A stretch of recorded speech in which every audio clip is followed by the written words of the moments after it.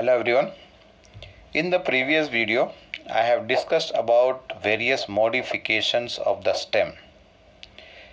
In this video, I am going to discuss about the leaf. You know about the leaf that it is the organ of the plant which is mainly responsible for the photosynthesis. That is, through photosynthesis, the plants are able to convert the solar energy into chemical form on which all of us, all heterotrophic organisms are dependent. So here the leaf is a lateral organ, lateral flattened photosynthetic structure that originate from the shoot apical meristem, and these leaves are arranged in an acropetal order. What does acropetal mean? Let's have a look on this plant. When a plant germinates from the seed, the shoot that emerges out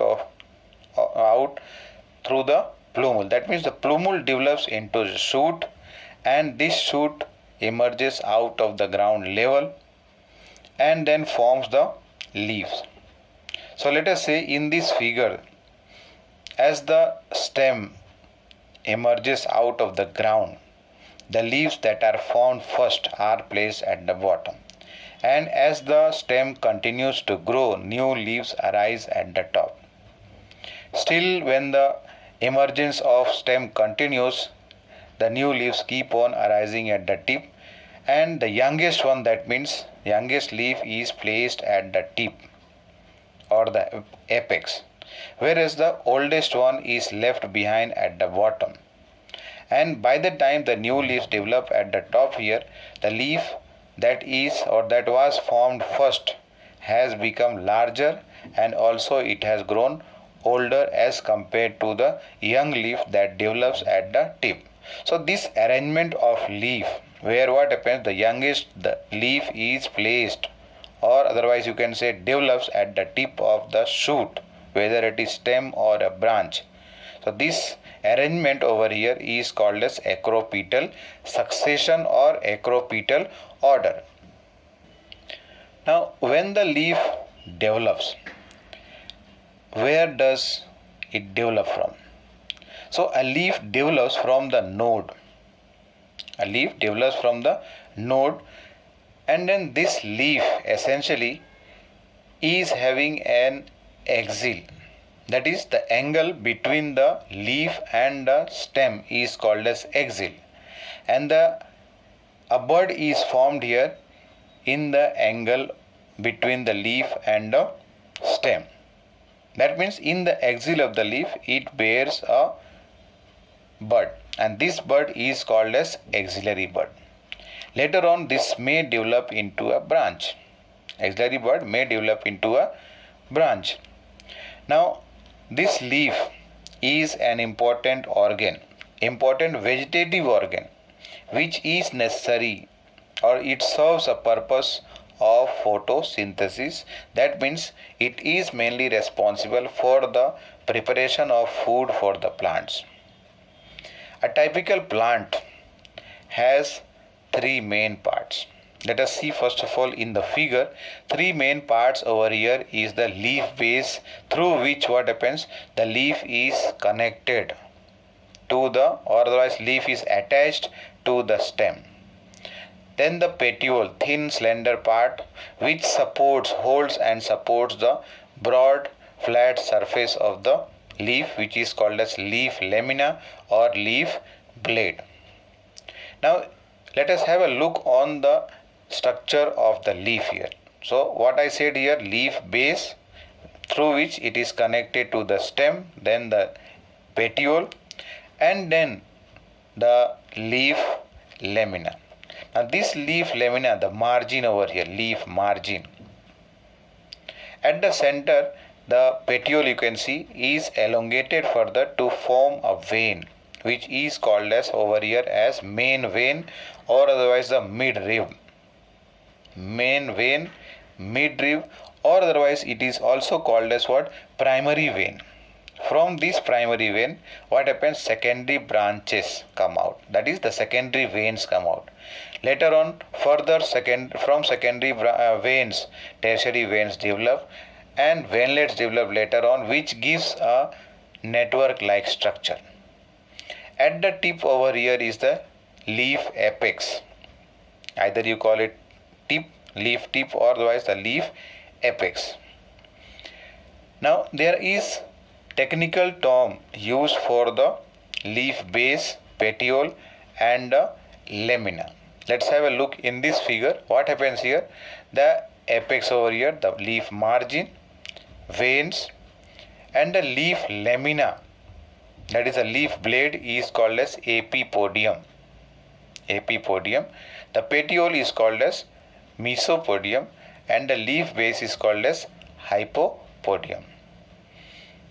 Now at the base of the leaf, that is on the lateral side, that is on the lateral side of the leaf, where the leaf is attached to the stem, it bears small leaf-like structure. Small leaf-like structure, which are called as stipules. These are called as stipules. In case of monocot, the leaf base is little bit different. It is of different structure. The leaf base is having expanded part. So that what happens? This leaf base, it covers some part, either totally or partially. The stem is covered by the leaf base. Have a look in this figure. This is a leaf of a monocot plant. The node is located here, from where the leaf originates. The leaf base has been converted into sheath-like. This sheath, it covers the stem up to some extent, and then the lamina part, it gets separated from the stem here. Same thing when we look at the dicot leaf. What happens here? The leaf base is attached, or otherwise the leaf is attached with the stem with the help of the leaf base, and then arises the petiole, which holds and supports the leaf lamina. In the axil of the leaf over here is born an axillary bud. Let us come back here.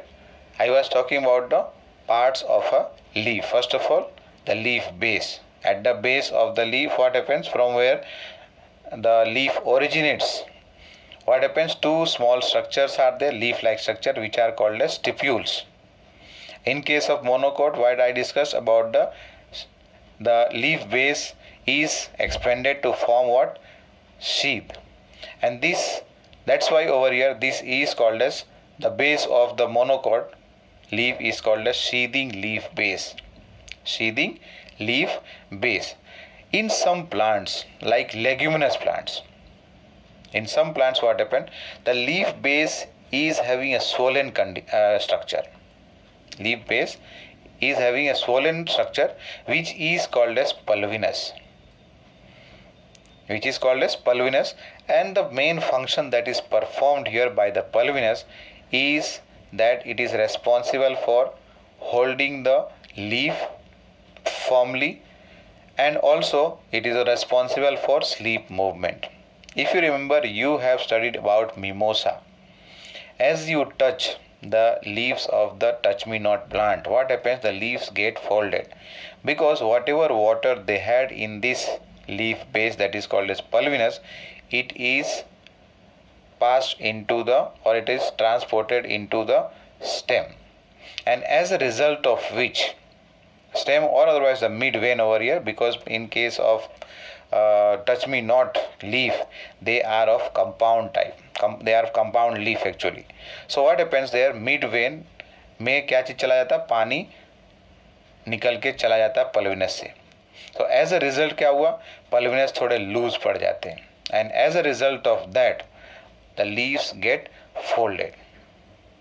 So here I was talking about what? Leguminous plants which are having swollen leaf base, and these swollen leaf base are called as pulvinous, which are responsible for the sleep movement. Example of leguminous plants are cassia, mimosa, bean, etc. The example here in case of monocot, which are having sheathing leaf base, monocot plants like grasses, sugar cane, wheat, rice, banana, maize, jowar, bajra, all these can be included under monocot leaf which have sheathing leaf base. The second part of the leaf, as I mentioned earlier, that a typical leaf consists of three main parts. One is the leaf base, the second part is the petiole. In the figure you can see petiole, which is in between the leaf base and the leaf lamina, and this is actually a stalk like region which connects the leaf base with the lamina of the leaf.